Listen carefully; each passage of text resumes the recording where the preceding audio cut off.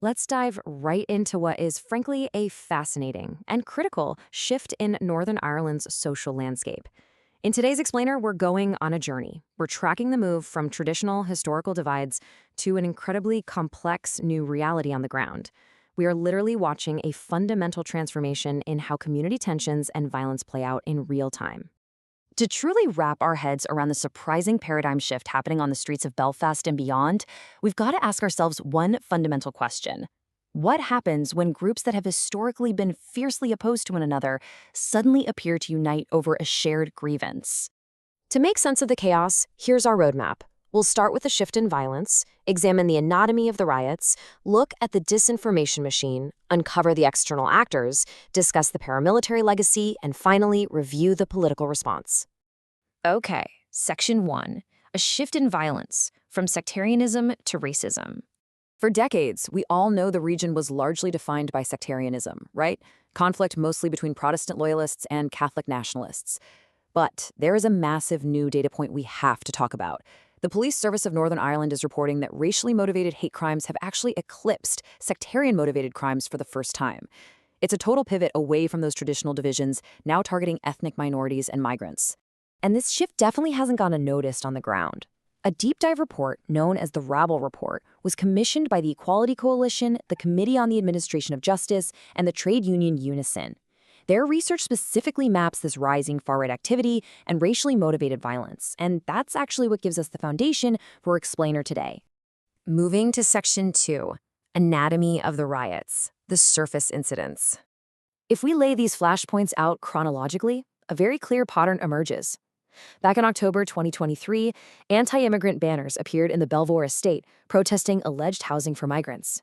Then, jump to June 2024, and tensions spiked significantly.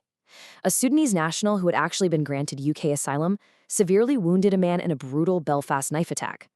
It was an incident the Prime Minister called sickening.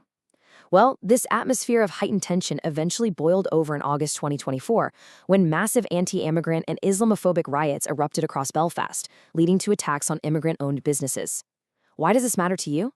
Because it shows how rapidly isolated local incidents can snowball into widespread organized violence if they go unchecked.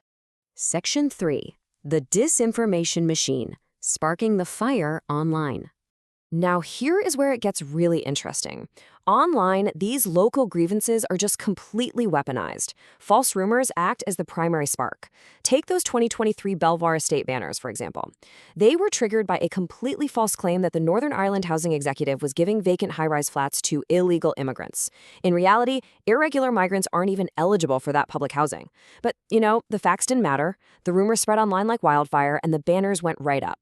By the time we get to the August 2024 riots, the online tactics were, they were highly organized and explicit.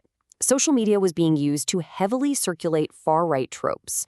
The organizers explicitly framed the protest around this idea of the Christian West under siege. They were demanding the withdrawal of the Islamic community from Belfast and aggressively pushing the racist Great Replacement theory. So this wasn't just some spontaneous local protest, right? It was a targeted, ideologically driven campaign orchestrated through social networks. Section 4, External Actors and Amplification, the False Unity. So who was actually driving this massive online narrative? You'd probably assume it was local residents in Northern Ireland. But actually, scratch that. Look at the breakdown of accounts pushing the shoulder-to-shoulder narrative about Protestants and Catholics uniting against immigration. 64% of those accounts were based in the Republic of Ireland, and 34% were in Great Britain. This whole thing was artificially amplified by external actors. It's absolutely crucial to understand this dynamic because it shows how easily domestic peace can be manipulated from the outside. 200,000. Let that number sink in for a second. That is the sheer scale of the external amplification. While local Facebook accounts trying to organize the August protests were barely getting double-digit shares, an image promoting the riot shared by the English far-right activist Tommy Robinson reached a staggering 200,000 views. It was external accounts with massive followings pouring gasoline on a local fire. And this digital orchestration completely spilled over into the physical world. Anti-immigrant activists actually traveled all the way from Dublin to Belfast just to participate. They purposefully posed for videos carrying both Irish tricolors and UK Union Jacks. And why? Well, to engineer a completely false narrative for social media. It was a manufactured orange and green unity designed to make it look like historic enemies were suddenly joining forces against a new common threat. Section 5. The Paramilitary Legacy, the Core Influence. To understand Northern Ireland today, you really have to understand the word legacy. Sure, the Good Friday Agreement may have ended the major violence of the Troubles, but the memory, the aftermath, and most importantly, the structures of that conflict still exist. This lingering legacy makes Northern Ireland uniquely vulnerable to this new wave of violence. What we're seeing is historic structures of control simply being repurposed for new targets.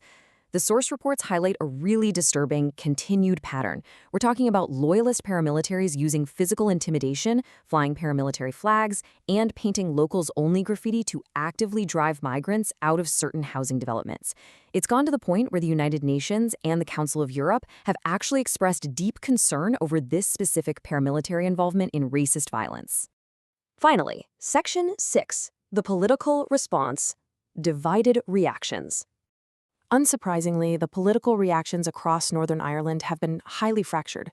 Based on the source analysis, we're looking at a pretty wide spectrum of responses. Some parties, like the UEP, issued an unequivocal condemnation of the violence, stating point blank that the failings are the fault of politics, not migrants. Others, like the DUP, strongly condemned the violence, but they mixed that condemnation with statements validating what they called the genuine concerns of the community regarding housing and services. Meanwhile, figures like a former PUP representative took a totally different angle, blaming both racist thugs for scapegoating migrants and middle-class liberals for scapegoating loyalism. It is a deeply divided political landscape trying to grapple with a rapidly evolving crisis. Which brings us to our final lingering thought. As racially motivated violence eclipses sectarianism, and as external online forces manipulate local grievances right under the shadow of old paramilitary structures, it leaves us asking one absolutely vital question. How will these new, manufactured divides impact the hard-won but incredibly delicate peace of the 1998 Good Friday Agreement? It's a highly complex front line, and for sure, one we all need to keep our eyes on.